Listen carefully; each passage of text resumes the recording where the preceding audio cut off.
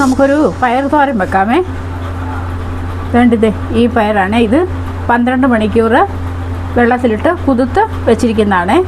അതായത് രാത്രി മുഴുവൻ വെള്ളത്തിൽ കിടന്നാൽ ഇത് നല്ലപോലെ കുതിർന്ന് വന്നിട്ടുണ്ട്. ഇതുണ്ട് ഉണ്ടോ?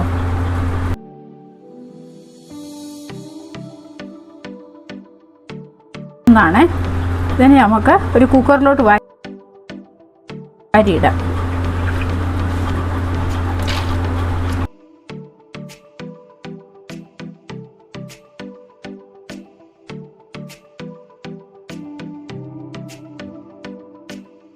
മഞ്ഞൾപ്പൊടിയെ ഇച്ചിരി ഉപ്പും ഇട്ടു, മഞ്ഞൾപ്പൊടി ഇട്ടു. ഇനി ഇത് വേകാനുള്ള വെള്ളം ഒഴിച്ച് നമുക്ക് അടുപ്പേ വെക്കാം. വേകാനുള്ള വെള്ളം ഒഴിക്കാമേ.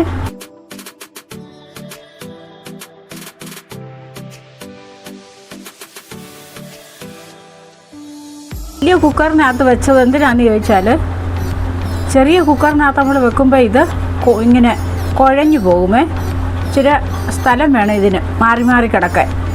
അതുകൊണ്ടാണ് വലിയ കുക്കർ വെച്ചത്. നമുക്ക് കുക്കർ അടയ്ക്കാം.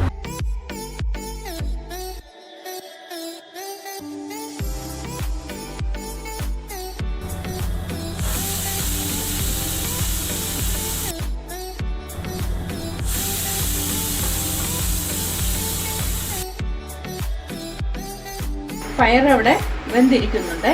നമ്മളൊരു പാത്രത്തിലോട്ട് ഇച്ചിരി വെളിച്ചെണ്ണ ഒഴിച്ചു. വെളിച്ചെണ്ണ ഇവിടെ കിടന്ന് ചൂടാകട്ടെ. ആ നേരത്തിന് നമുക്ക് അരപ്പുണ്ടാക്കാം. തേങ്ങ എടുത്തു. പിന്നെ പച്ചമുളക്, വെളുത്തുള്ളി, ജീരകം, ചുവന്നുള്ളി, കരിയാപ്പില ഇതും കൂടെ തേങ്ങയ്ക്കകത്തോട്ട് ഇട്ടിട്ട് നമുക്കൊന്ന് ചതച്ചെടുക്കാം.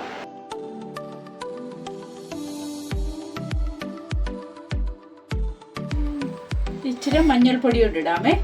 പയർ വേവിച്ചപ്പോൾ ഉപ്പും മഞ്ഞളും ഇട്ടതാ. ഇച്ചിരി അരപ്പിന് വേണ്ടി എടുക്കാം. എണ്ണ ചൂടായി നമുക്ക് കടുക് ഇടാമേ.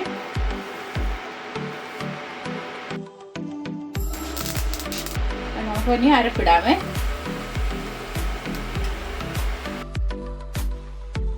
അരപ്പൊന്ന് ചൂടാകട്ടെ.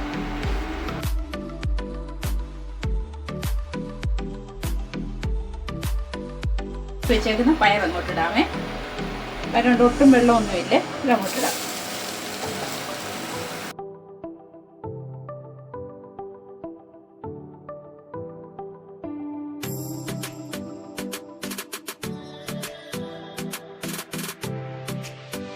വെള്ളം ഒട്ടും ഒഴിക്കണ്ടേ. വെള്ളം ഒട്ടും ഒഴിക്കരുത്. പിന്നെ ഇതൊന്ന് ഒതുക്കി വെക്കാം. എന്നിട്ട് നമുക്കൊരു 2 മിനിറ്റ് നേരത്തേക്കൊന്ന് അടച്ചു വെക്കാം. നമ്മുടെ അരപ്പൊന്ന് വേകണം. അതിന് വേണ്ടിയേ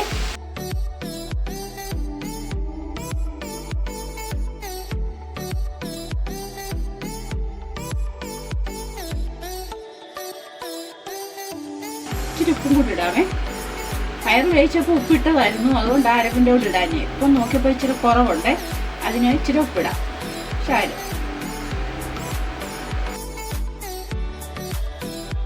നമുക്കൊരു പാത്രത്തോട് വിളമ്പി എടുക്കാമേ.